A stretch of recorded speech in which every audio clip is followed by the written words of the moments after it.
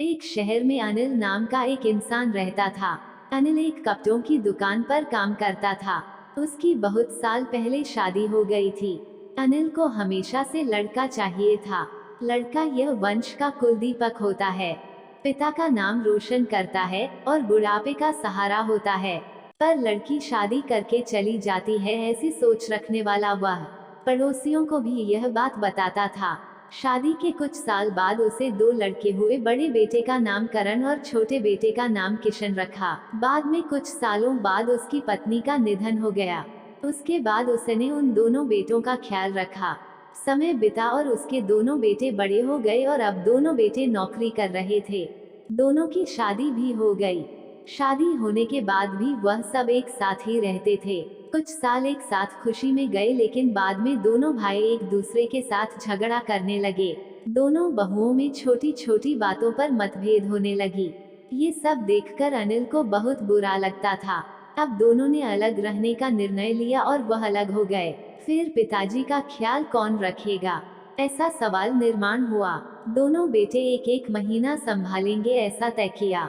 अनिल एक बेटे के साथ एक महीने के लिए रहने लगा, फिर दूसरे बेटे के पास एक महीना, ऐसा उसका बंटवारा हुआ। पर जैसे जैसे वक्त बीतता गया वैसे वैसे बहुओं और बेटों में अनिल को लेकर झगड़ा होने लगा। दोनों बेटों के घर में झगड़े का कारण अनिल रहने लगा। ये बात अनिल को अच्छे से समझ आई थी। अब अनिल को पुरानी यादें याद आने लगी थी।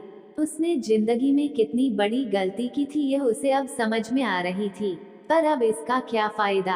आखिर दोनों बेटों ने पिताजी को वृद्धाश्रम भेजने का निर्णय लिया। एक दिन दोनों ही पिताजी को लेकर वृद्धाश्रम में गए। वहां जाने पर सभी औपचारिकता पूरी करके पिताजी को मिलकर वह दोनों अपने अपने घर वापस चले गए। बेटे घर जाने के बाद अनिल बहुत रोने लगा। उसके बाद वृद्धाश्रम में के कई लोगों ने उसे समझाया, पर वह बहुत दुखी हो गया था। अनिल को वृद्ध आश्रम में आकर 8-10 दिन हो गए थे। वो किसी से भी बातचीत नहीं करता था और एक पेड़ के नीचे बैठकर विचार में मगन रहता था। वहाँ के लोग उसे पूछते थे, पर उसने किसी को भी कुछ नहीं बताया।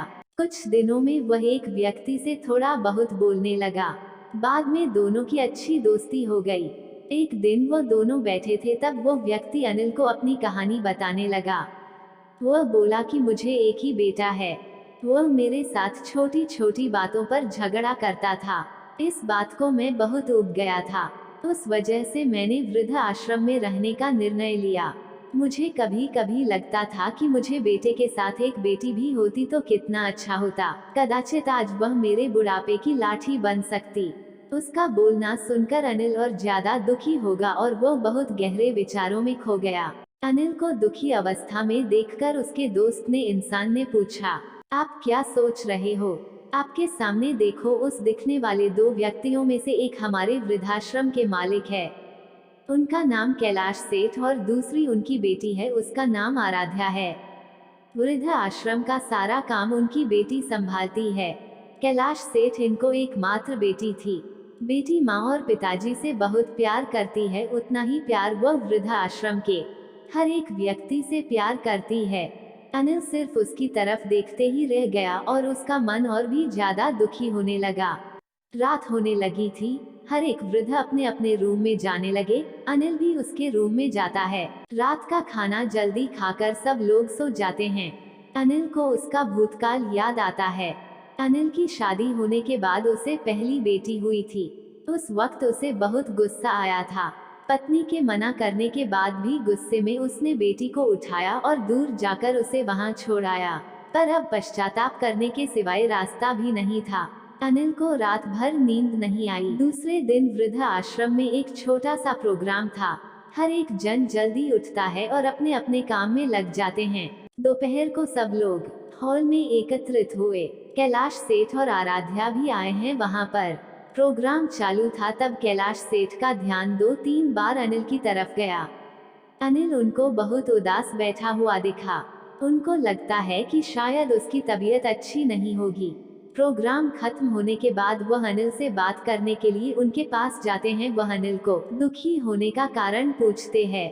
तभी अनिल बहुत रोने लगता है और थोड़ी देर बाद वह अपनी पूरी कहानी उनको बताता है।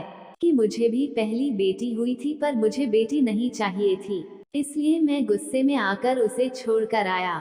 आज जब मैंने आपको आपकी बेटी के साथ देखा तो तभी मुझे समझ आया कि बेटी कितना प्यार करती है। मेरी बेटी भी मेरे साथ होती तो मुझे यहाँ वृद्ध आश्रम में रहना नहीं पड़ता। मेरे दोनों बेटों ने मुझे दुख के सिवा कुछ भी नहीं दिया। मैंने किए हुए पापों की सजा आज मैं भुगत रहा हूँ। अनिल की सब बातें सुनकर कैलाश सेठ को मन में बहुत दुख हो रहा था। दुखी होकर वो अनिल को बोलते हैं कि यह मेरी बेटी नहीं है, मुझे यह नदी किनारे मिली थी। मैं उसे घर ले आया और बहुत प्यार से बड़ा किया। मैं और मेरी पत्नी उससे बहुत प्यार करते हैं और वो हम दोनों से भी उतना ही प्यार करती है। पूरी कहानी सुनने के बाद अनिल बोलता है कि मैंने मेरी बेटी को भी नदी के किनारे मंदिर के पास छोड़ा था। ये सुनकर कैलाश सेठ को थोड़ा गुस्सा आया और वो वहाँ से निकलने ही वाले थे। तभी उसी वक्त वो अनिल को पूछते हैं, आपकी बेटी का बर्थ मार्क वगैरह आप बता सकते हो क्या? अनिल ने तुरंत जवाब दिया, हाँ बता सकता हूँ। उसके बाएं हाथ पर और पैर पर एक एक उंगली ज्यादा थी। यह जवाब सुनकर कैलाश सेठ को विश्वास होता है कि आराध्या उसी की ही बेटी है। ये सब सुनकर कैलाश सेठ वहाँ से चला जाता है। वह चले जाने पर आराध्या वहाँ पहुँचती है और वह अनिल को बोलती है कि मैंने आप दोनों की पूरी बात सुन ली है। आपने मेरे बारे में जो भी कहा वह सुनकर मेरा मन बहुत दुखा है। एक पिता खुद की बेटी के बारे में ऐसा निर्णय ले सकते हैं, ये सुनकर मुझे बहुत बुरा लगा। आपने जो भी किया वो बहुत गलत था। आपने मुझे बेटी बोलने का अधिकार खो दिया है। मैं आपकी बेटी होकर भी आप मुझे रास्ते पर छोड़कर चले गए थे और मैं उनकी बेटी ना होते हुए भी उन्होंने मुझ पर जान निछावर कर दिया। इसलिए वही मेरे सच्चे पिता है। आप इस वृद्ध आश्रम में रह सकते हैं पर आज आपने उनके सामने जो बोला है वो फिर कभी भी उनके सामने मत बोलिएगा, क्योंकि आज तक मैंने उनको इतना दुखी कभी भी नहीं देखा। इतना बोलकर आराध्या वहाँ से चली गई। अनिल सिर्फ आंखों में आंसू लाकर उसकी तरफ देखता रह गया और अपने नसीब को दोष देता रहा। दूसरे दिन सुबह किसी को भी ना बताते हुए अनिल वृद्धाश्रम छोड़कर चला गया। दोस्तों, वीडियो देखने के लिए बहुत बहुत धन्यवाद दोस्तों। चैनल को लाइक शेयर कमेंट और सब्सक्राइब जरूर करें। धन्यवाद दोस्तों।